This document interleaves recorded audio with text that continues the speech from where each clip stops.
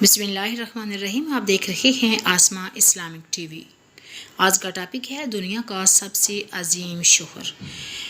حجۃ الوداع کے موقع پر نبی کریم صلی اللہ علیہ وآلہ وسلم اپنی ازواج مطہرات کو بھی ساتھ لے کر گئے تو راستے میں ایک آدمی ازواج مطہرات کی سواریوں کو تیزی سے ہانکنے لگا.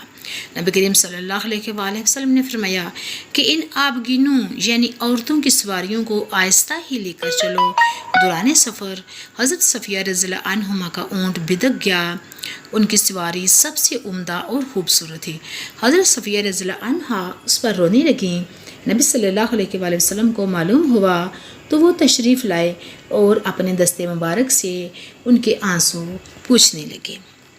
اللہ تعالیٰ ہمیں صراط مستقیم پر چلنے کی توفیق عطا فرمائے. 5 وقت کا پکا اور سچا نمازی بنیں. اگر ویڈیو اچھی لگے تو سبسکرائب کریں، لائک کریں، شیئر کریں.